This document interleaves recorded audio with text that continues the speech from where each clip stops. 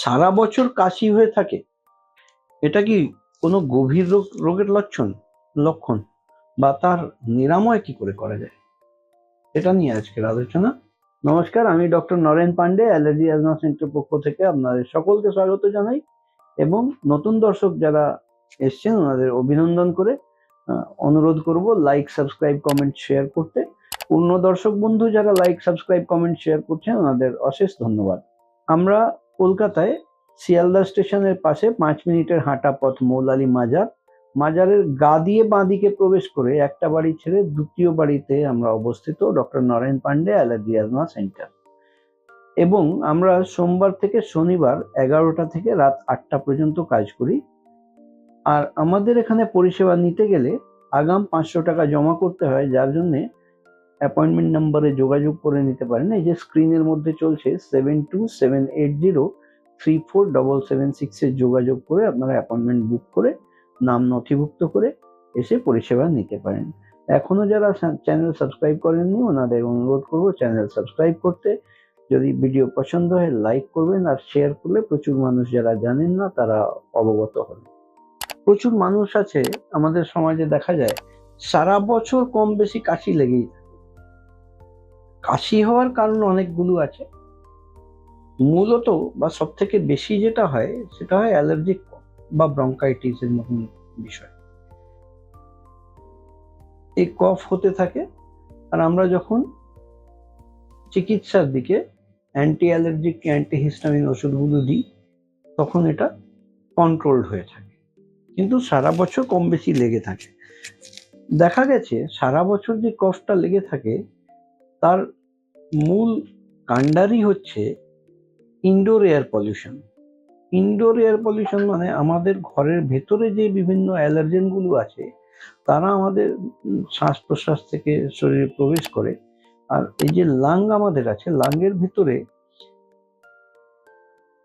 Mast cell বসে আছে। Mast cell হচ্ছে রিসেপ্টর সেল, যেগুলো এই অ্যালার্জেন গুলোকে রিসিভ করে আর রিসিভ করে অ্যালার্জিক ফেনোমেনন তৈরি করে অ্যালার্জিক রিয়াকশন দিয়ে এই কাশিটাকে ট্রিগার করে। এই কাশি ট্রিগার করে কাশি হতেই থাকে। অ্যান্টি অ্যালার্জিক যখন পড়ে তখন ওটা নিউট্রালাইজ হয়ে গিয়ে নর্মালের দিকে চলে আসে। এটা একটা ব্রড কারণ যে অ্যালার্জি জনিত কাশি ট্রিগার হয়। আরো অন্যান্য রিজনস আছে কাশি হওয়ার, যেরকম interstitial lung disease, honeycombing chest CT স্ক্যানে আইএলডি আছে, হ্যাঁ, ইন্টারস্টিশিয়াল লাং ডিজিজ, কিছু ফাইব্রোসিস হয়, এইসবের জন্য কিন্তু কাশি হয়। কিন্তু প্রাথমিক থাম্ব রুল হিসাবে আমাদের খুঁজে বার করে নিতে হবে যে অ্যালার্জি জনিত হচ্ছে কিনা। এটা সিম্পল প্রসিডিউর বলতে অ্যান্টি অ্যালার্জিক, অ্যান্টিহিস্টামিন ওষুধ দিলে কাশি কমে যাচ্ছে, দমে যাচ্ছে, তার মানে আমরা অ্যালার্জিক দিকে হাঁটছি, অ্যালার্জি আছে, অ্যান্টি অ্যালার্জিক দেওয়া হচ্ছে, নিউট্রালাইজ হয়ে নর্মালসিতে চলে এসছে। এর জন্য প্রয়োজন আছে খুঁটিয়ে বার করা এবং তার নিরাময়ের জন্য খুঁটিয়ে বার করা যে কোন জিনিস থেকে অ্যালার্জি হচ্ছে, কেন হচ্ছে, কত পরিমাণ হচ্ছে। এর জন্য প্রয়োজন আমাদের অ্যালার্জি টেস্ট। এই modified skin prick allergy test করা gold standard of testing, World Health Organization বা ওয়ার্ল্ড অ্যালার্জি অর্গানাইজেশন দ্বারা অনুমোদিত gold standard of allergy testing হচ্ছে একমাত্র মডিফাইড স্কিন প্রিক টেস্ট। এই মডিফাইড স্কিন প্রিক টেস্ট বা এমএসপিটি আমাদের এখানে 144 ধরনের পরীক্ষা করা হয়।